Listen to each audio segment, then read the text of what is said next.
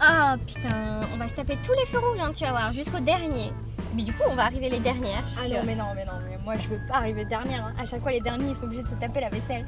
J'avoue, envie de faire la vaisselle, moi. Putain. Mais c'est pas grave, il y a encore quelqu'un là derrière nous, non? Ah ouais, peut-être, il y a encore Camille et Quentin, je crois qu'ils sont quelques voitures derrière. Oh, attends. Je sais ce qu'on va faire. Tu vas voir, avec ça, ils vont pas nous rattraper. Mais qu'est-ce que tu fais? Vas-y, démarre, vite, c'est vert, allez. Mais attends, t'as acheté des bananes dehors? Bah ouais, comme dans Mario Kart. Mais ils jettent des bananes maintenant, Mario? Bah, bien sûr, des bananes et puis plein d'autres trucs d'ailleurs. T'as jamais joué à Mario Kart ou quoi? Bah non. Bah, si tu veux, j'ai le jeu sur moi là. On rentre et on se fait une partie, y'a pas de soucis. Oh bah grave, on se fait une partie si tu veux. De toute façon, apparemment, on sera pas les dernières.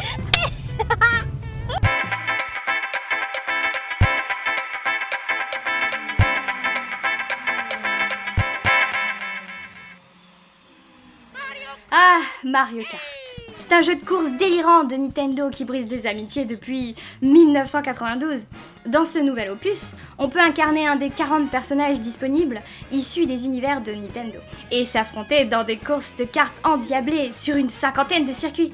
Il est même possible de choisir les caractéristiques de son véhicule en combinant différentes roues, châssis et planeurs. On y retrouve les motos de la version Wii, mais sans la possibilité de faire de la roue arrière pour accélérer. C'est vrai que c'était plutôt efficace. Mais au fait, ça modifie réellement quelque chose au final de choisir son personnage et son véhicule? Ou c'est du pur cosmétique? Oh que oui, c'est utile. La taille du personnage et de ton kart influence ton accélération, ta vitesse, ta maniabilité et même ton poids pour dégager tes potes quand tu les percuteras.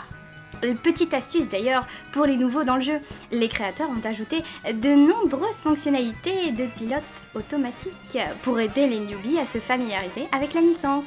Il y a aussi le motion control qui aide au pilotage de son bolide. Le motion control? Mais oui, c'est l'utilisation des mouvements faits par la main qui produisent un mouvement dans le jeu. Donc fini d'avoir la honte quand tu te mets à te balancer sur ton canapé pour tourner, c'est du skill maintenant. Ouais, je me disais bien que j'étais avant-gardiste.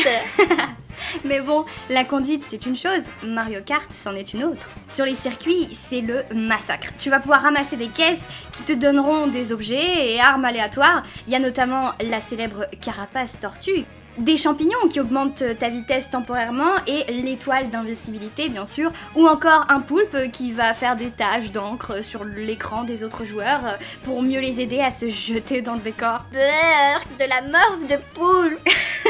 Mais t'inquiète pas, les objets obtenus changent selon ta position dans la course. Et si tu es à la traîne, il y a de fortes chances que tu obtiennes des armes puissantes et des boosts qui te permettront de remonter rapidement dans le classement. Et à l'inverse, si tu es dans le haut du classement, t'auras des objets plutôt défensifs. Donc, autant te dire que tout le monde se tire dessus dès que l'occasion se présente. Et que le meilleur gagne. Sauf quand tu te fais harponner devant la ligne d'arrivée. Ça, c'est moins cool. Ouais. En plus, Mario Kart 8 Deluxe marque le retour du double objet, comme dans la version double dash sur GameCube. De quoi faire 2 fois plus de bordel sur les circuits. Ça sent le vécu. Mais à part les courses, du coup, il y a d'autres modes de jeu? Ouais, bien sûr, il y a d'autres modes. Il y a 3 modes multijoueurs exactement.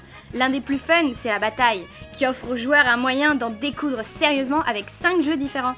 Il y a par exemple la bataille de ballons, où le but est de faire un maximum de points en éclatant les ballons des ennemis. Ou encore Bobomb à Gogo, où il faut faire exploser les joueurs adverses grâce à ces petites créatures bien utiles. Ensuite, il y a le mode course versus. Les 12 joueurs peuvent être répartis en 2 équipes et le but est de gagner le plus de points possible en se plaçant en tête de classement. Et pour le Grand Prix, les joueurs doivent cumuler un maximum de points sur 4 circuits pour être vainqueurs.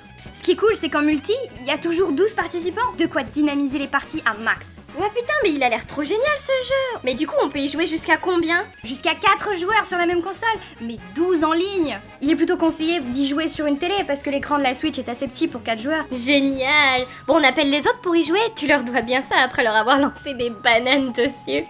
Comment ça? Bah, ils sont furax, hein. Ils vont en avoir pour bonbons pour les réparations à cause de ta blague. Ah ouais, quand même.